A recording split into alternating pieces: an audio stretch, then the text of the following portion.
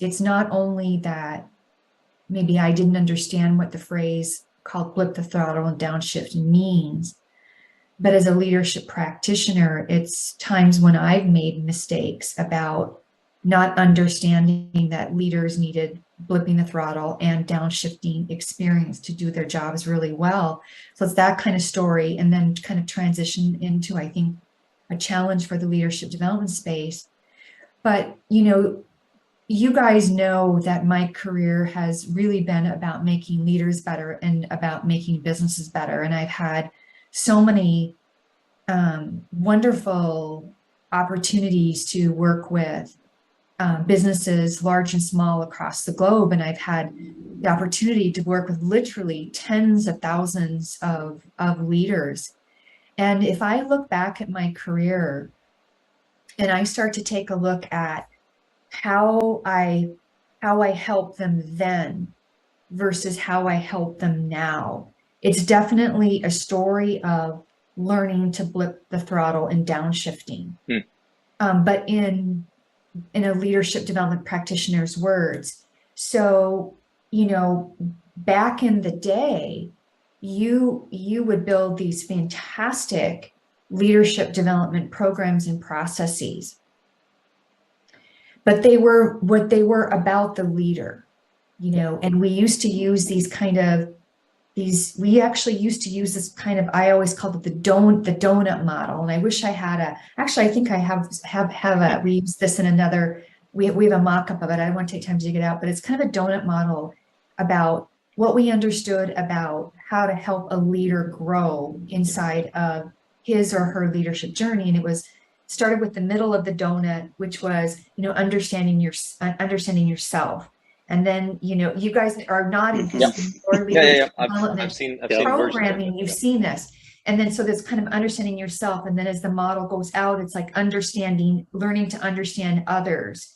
And then as it grew out, it's like learning how to run organizations. So self, others, organizations. And that's how we're helping the leader in his or her journey to become an excellent leader. And that, by and large, has dominated leadership content in the past, and it still dominates leadership content today.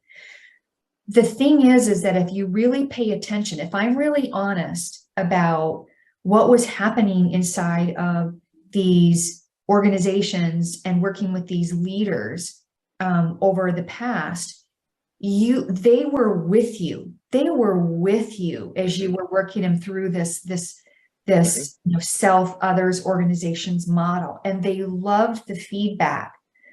But the farther that you got, the closer that you got to the end of that programming, whatever that programming looks like for you, you could just start to see it in their face, like, man, I got to go back to my job and go to the real world, And looking back now, what I understand is that I was helping them to blip the throttle. I was working with them on half the equation of leadership excellence.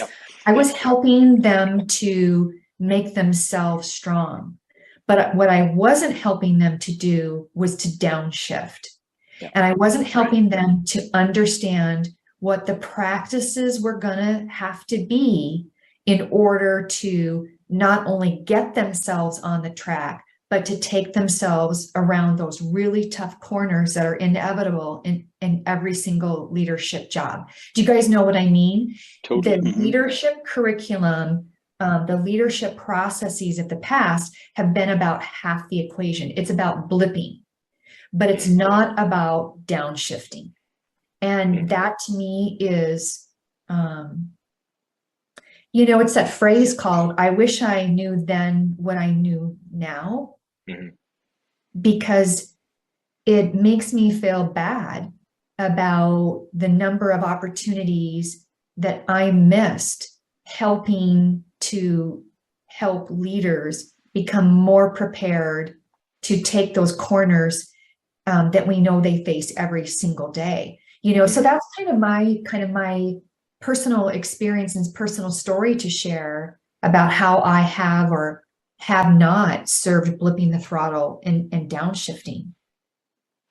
But here's, I think, the good news is we now know. Right. Mm-hmm. We now know, and we now know that the donut model of, you know, self, others, organizations is fantastic, but it's half of the equation. It helps to make that leader strong. It helps them to blip the throttle. But the other half of the equation is helping them to understand, you know, how do I run my operational line? How do I do that? And what are the business practices that help me to take the tough corners that I am inevitably going to have to address and going to have to take?